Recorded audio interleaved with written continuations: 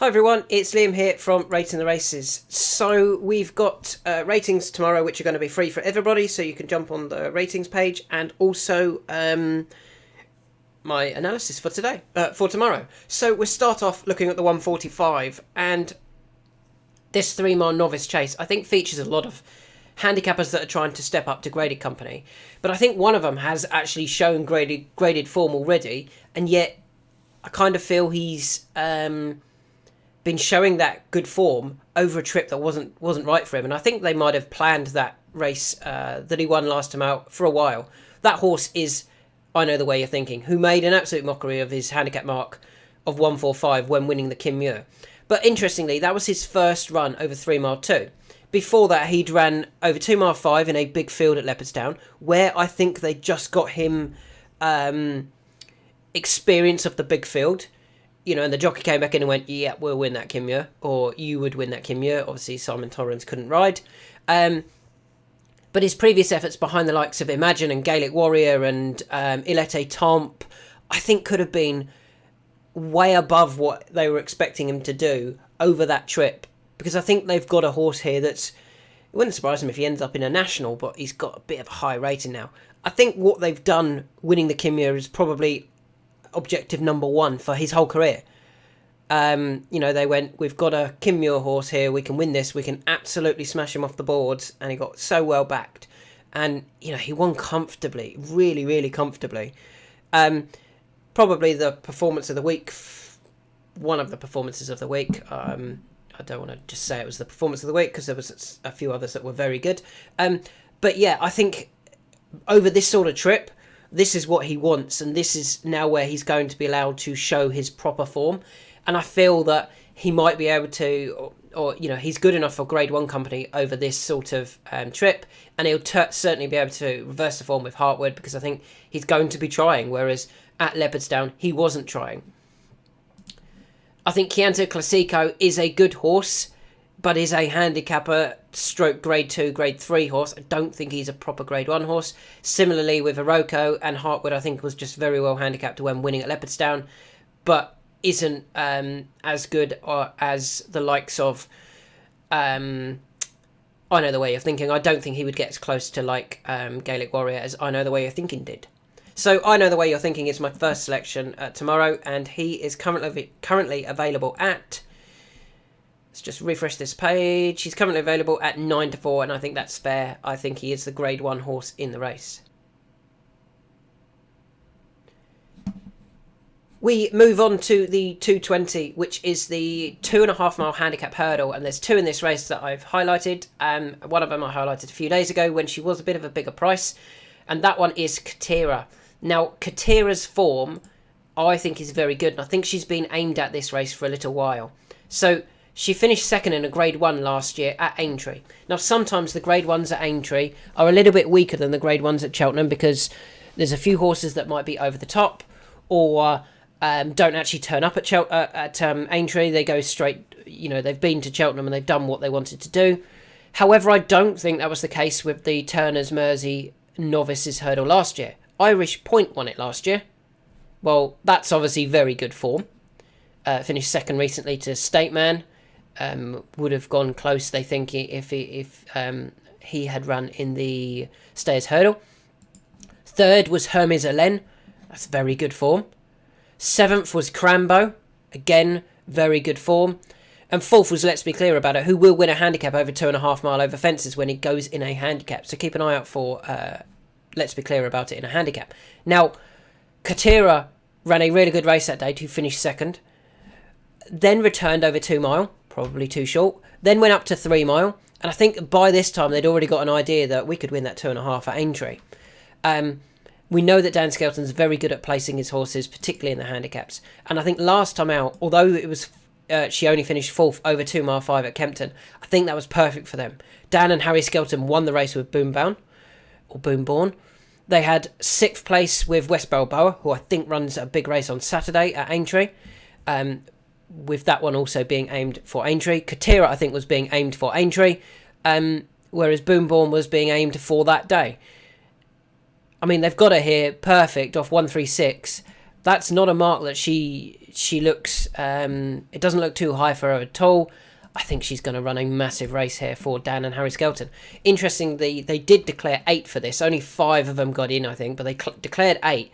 Obviously, Harry could have picked any of those, and he chose Katira very early. He was already on Katira at a very early stage, whereas the others, including West to the Bridge, Tristan Double Rides, Boombourne, Keelan Woods Ride. So, he won on Boombourne, and he's jumped off Boombourne, and he's jumped on to Katira. Harry Skelton there is. Playful Saint, Fergus Giller takes the ride. There's some really good horses there. And Santos Blue, obviously, Ben Sutton rides because I think his dad owns the horse. Katira I'm sure, will run a massive race here. And she is currently available at 7-1. The second horse that I'm also going to do in the race, I'm just refreshing that page as well. The second horse that I'm going to do in this race, is Theatre Man, who I think is overpriced. Got to remember, he went off 100-30 favourite last time out in the plate, over the fences at the Cheltenham Festival. Now, obviously, they're running here to retain his novice status. He's yet to win over fences, so if they don't win over fences before the end of the season, they can retain their novice status, which is clearly what they're doing. But they've gone, well, we might as well take in the 2.5 mile handicap at Aintree. He's very well handicapped on his chase form. His second to Ginny's Destiny was a very good effort. And they'll go, yeah, but he's not as good over hurdles. How do we know he's not as good over hurdles? He had been beaten by Hermes Allen at Stratford. He then won a novice hurdle. He was then second by half a length to Moon Hunter. And then went into another novice hurdle 4 runs ago. That was here at this one here at Kempton over 2 mile 5, and he won comfortably. He's only £6 higher for winning that. If this had just been straight from hurdles and we didn't have this season, I think Theatre Man would be a shorter price. And yet, for some reason, he's a bigger price because he's been over fences and it didn't win last time. But he fell really early. He fell at like the second, was it? I'm just having a look when he fell. It was the first or the second. Because Harry Cobden rode and was in rear, fell third. Fell at the third. I mean, you can completely ignore that then. I think he could be very well handicapped over hurdles as well, and he's way too big a price at 11s. I would have him nearly favourite, even on the basis that maybe he's not quite as good over hurdles as he is fences, but he's not had the chance to prove that. So yeah, Theatre Man is my second one in this race. We move on to the 255, the Top Novices hurdle, and I am going to stick to my guns with Firefox. Now, I backed Firefox in the Supreme Novice, and he ran a really good race for third. He did meet trouble in running, and after the race, I put down that I don't think there was a lot between Mystical Power and Firefox had Firefox got a run. And he didn't get a run 2 or 3 times down that final straight. I don't think there's much between them, and purely on that basis, I think he's the better bet in this race, considering Mystical Power is as short as 5-4, and you can get 100-30 about Firefox. I think there's nothing between them, personally. I'm not a big fan of Dysart Enos, to be honest. As you can see, the R figures probably aren't good enough. And whilst Golden Ace won at Cheltenham, she shouldn't beat Dysart Enos.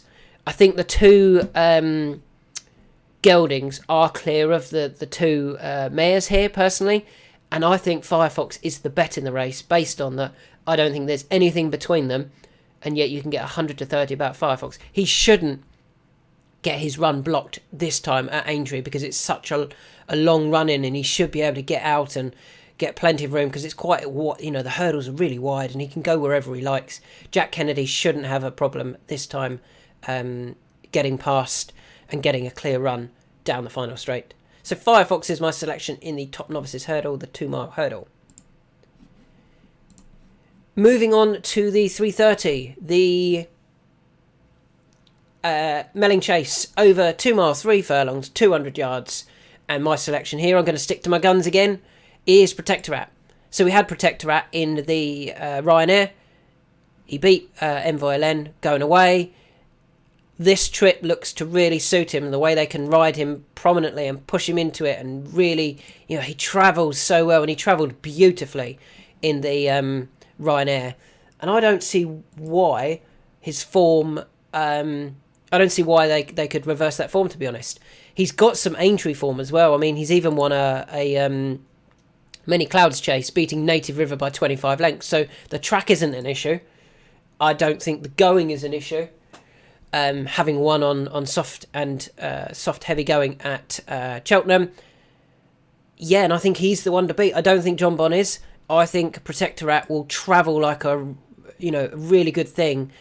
John Bon doesn't often travel as well. And I think they're better than the rest in Pictory and Easy Game, MVLN, Conflated Millennium Drama. So I am sticking with Protectorat in the 330. And again, not favourite, which is nice. 3-1, I think that's a fair price. I think he beats the rest. It's all about whether John Bon appreciates the step up and trip. I think John Bon's a proper good 2-miler. He's just not good enough when he takes on the likes of El Fabiolo. And obviously got beat last time out at Cheltenham by Alexa de Nutz. Shouldn't have got beat there, but I don't think he's quite as good as people really rave about him.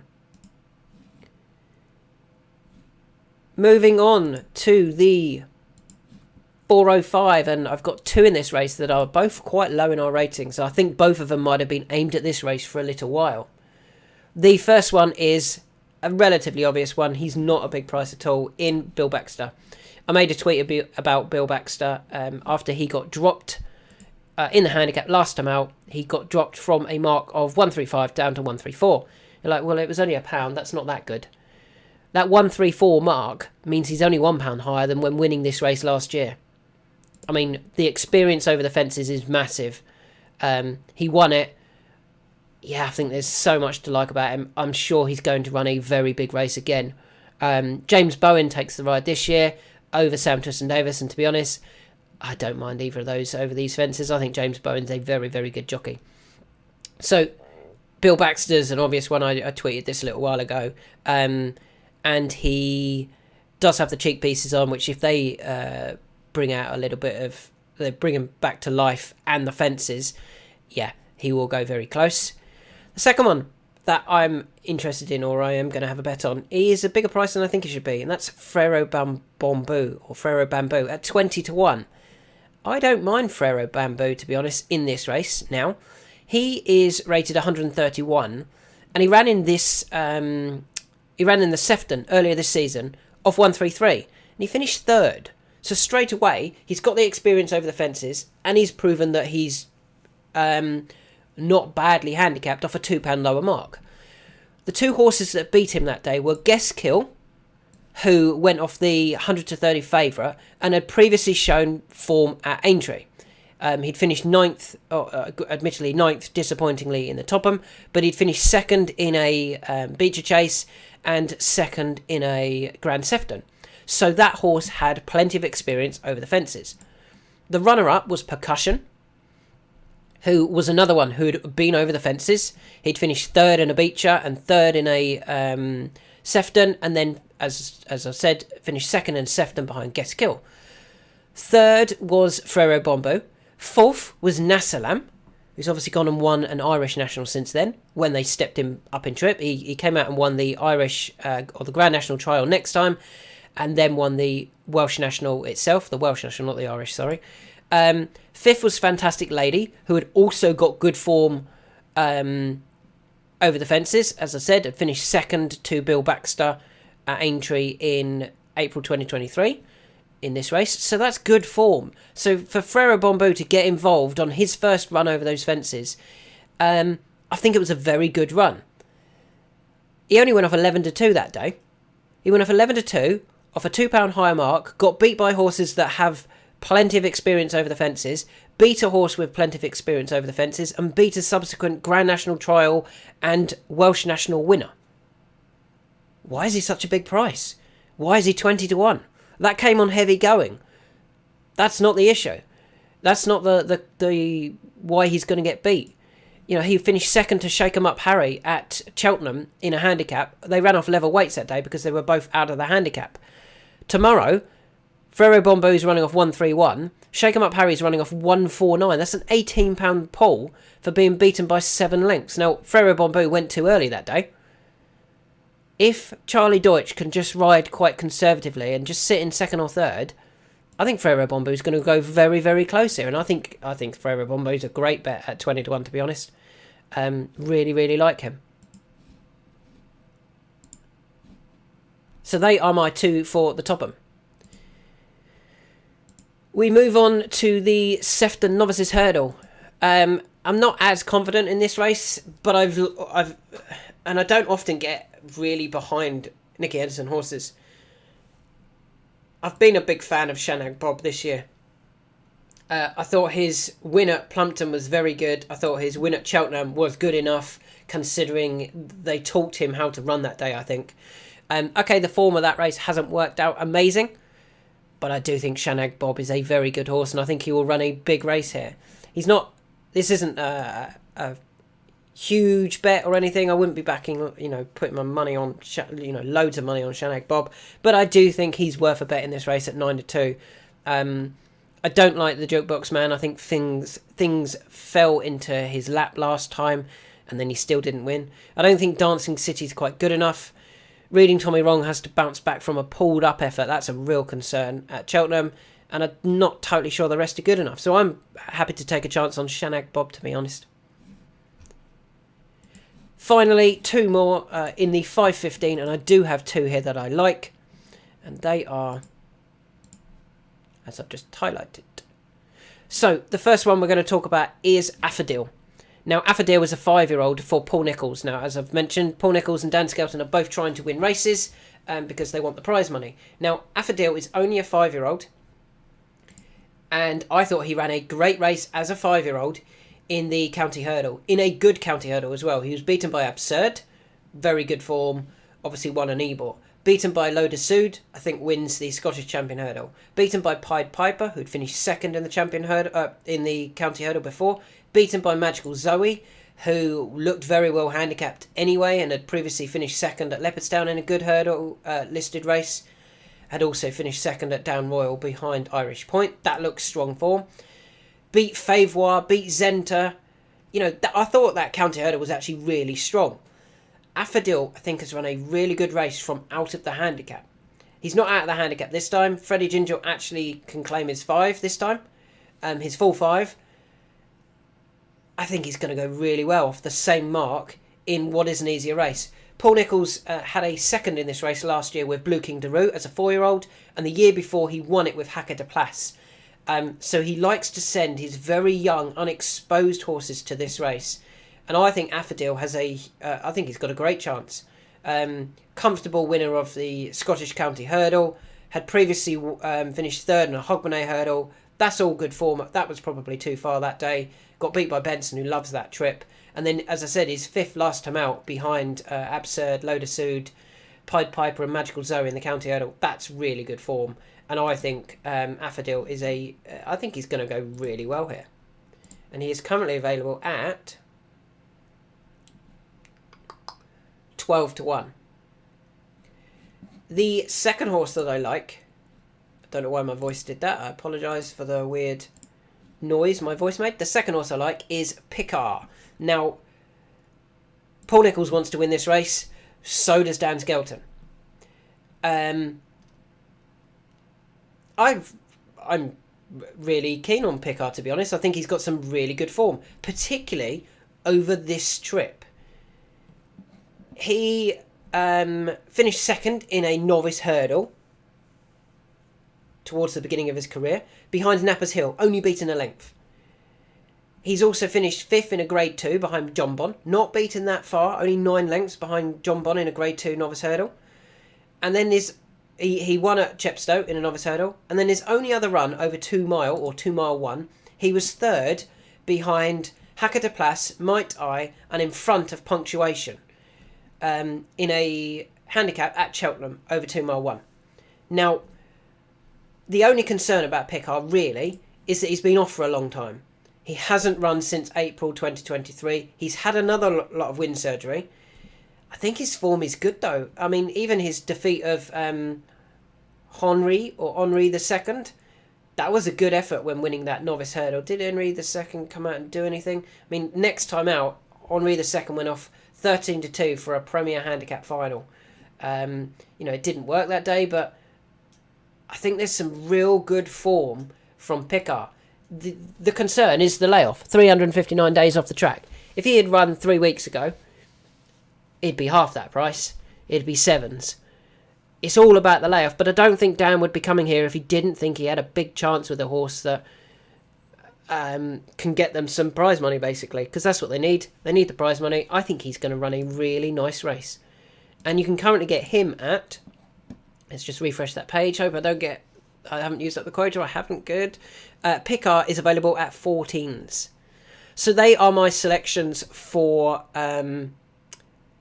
Friday. Let's just quickly go back through them. I know the way you're thinking in the 3 Mile Chase. I think he is the grade 1 horse over this trip. The 220, I like Katira. Her second last season at Aintree was very good. And Theatre Man, I can't believe he's that price, considering he went off such a short price for the plate over the fences at Cheltenham. And he's actually £4 lower. And he hasn't been able to prove what he can do over hurdles. It's not that he's just not as good. 255, I'm on Firefox. I think with a clear run, he would have pushed Mystical Power for second, so there's not a lot between him anyway, and he's a bigger price. 330, I'm on Protectorat to travel like a good thing and be able to stay further than John Bon can. 405, Bill Baxter off a £1 higher mark than when winning this race, and Frero Bombu at a big price, £2 lower than when finishing third behind course and distance specialists. 440, I'm on Shanag Bob, but only a small bet on Shanag Bob. I do like this Nicky Anderson horse. I think he's quite nice. And finally, in the last race, Affadil, a young Paul Nicholls horse in this race, looks a good plan. And Fergus Gillard rides Picard for Dan Skelton, who, on his best form, especially over 2 mile, would run a really nice race if he's fit.